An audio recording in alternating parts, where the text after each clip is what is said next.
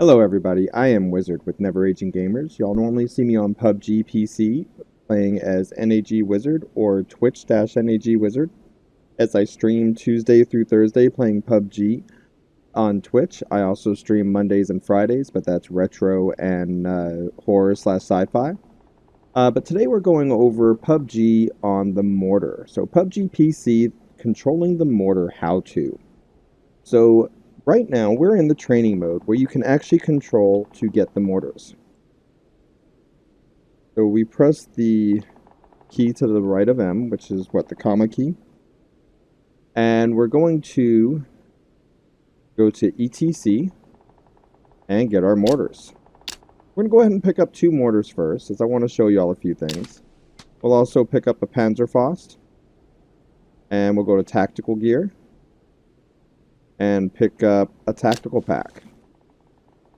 Then, of course, for ammo, we're going to need some 60mm mortar shells, as that's what the mortar takes. Get our level 3 gear. Okay. And now, as you see here, we parked our bike roughly about 130, 150 meters away. Now, when we place the mortar, first off, whenever you pick up the mortar, it takes over a weapon slot. So right now we are holding a Panzerfaust, but we're going to go and pick up the mortar.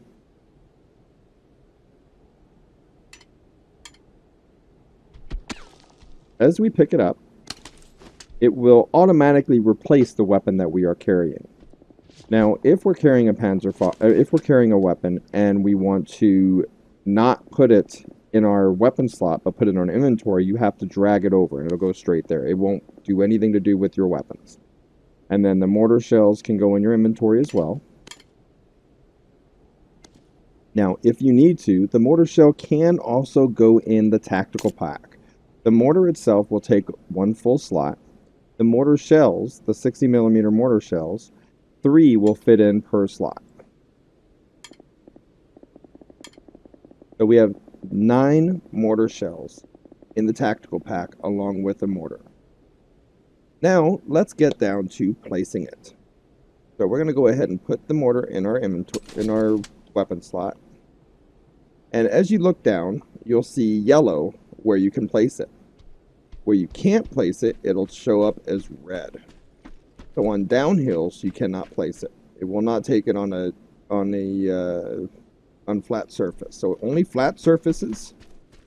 It'll take it on grass, it'll take it on concrete, and most other terrain as long as it's flat. So even on a mountain if it's flat enough. Now things like this also do change throughout the seasons. So to this date, that is accurate. Now we're going to left click where it's yellow to place the mortar, which takes a few seconds. And you press F to operate it. Now, if a vehicle is coming or someone's coming up and shooting at you right when you're starting to take control of it, press F again to get off of it. So now we're going to go back and press F. And we're going to use the mouse to steer left and right. Up and down doesn't work for the moving the mouse wise, but on the mouse, if you use the wheel, the center wheel, it'll scroll up and down. So if you scroll the wheel on the mouse upwards, then the distance goes down as it raises the mortar. Now if you roll backwards, down, it goes up as the mortar lowers and the distance goes up to 700 meters. So now what we're going to do is we're going to calculate this to be roughly about 130 something. So it goes between 121 meters to 700. And it only goes in certain increments. So in the 100s, if you scroll up or scroll back to go up or a farther distance, technically down farther distance, moving the wheel backwards, you'll see it goes up to 204 meters. But I go back down, it's traveling in 12s. So 121, 133, 145. But as soon as I get to 200s, at 228, it changes to 11 to 239. Then it goes by 11s after that. And then in the 300s, It's still going by 11. Now it's down to 10. By 350, it's down to 10. And so on. So as you get higher up there, like in the 700s, or 600s to 700s, towards the end, it starts to go one at a time. Like from 691 up, it's one at a time up there. So that's how it goes back and forth for the adjustment. So if it's really close, you could miss your target between the two of them, like the 121 and 133, because of that gap in between it, the 12-meter gap. So now we're going to calculate this to be, let's say 133 meters first. We have it lined up with our mark. So let's say you have your teammate on the map, mark it where it's at, and you're going based on the map on the distance. We're going to rough estimate this at 133 meters, and we're firing now. Now we're going to see if it hits it.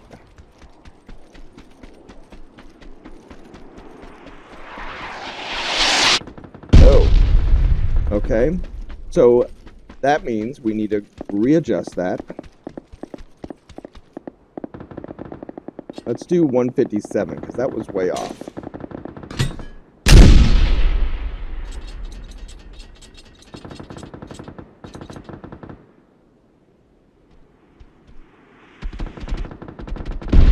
Obviously, the left trigger shoots.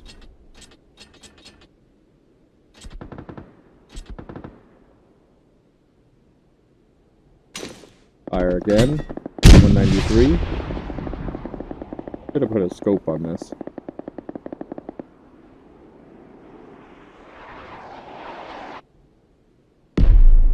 That looked to be dead on. Let's see how dead on that was. Oh yeah, it's smoking. So this is actually 193 meters away. 192.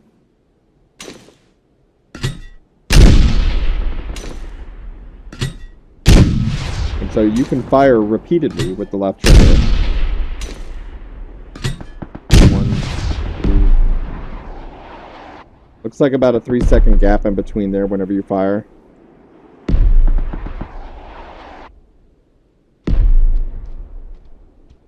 As we hit our target.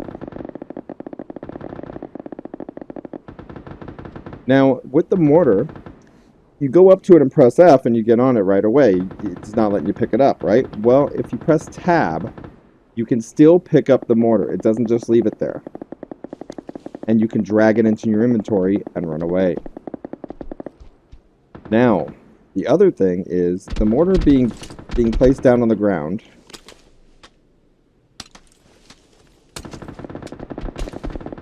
As you deploy the mortar, if something hits this, it will hit it almost like a rock. It'll be solid. So if you put it in a bush and a car hits it, oh yeah, it's going to do some damage to the car. It'll also stop the car, and then you can ambush them. So if someone's coming after you and tries to run you over, you just run away from the mortar, get off of it with F, hide, and if they hit that spot, they will crash, and then you can take them out.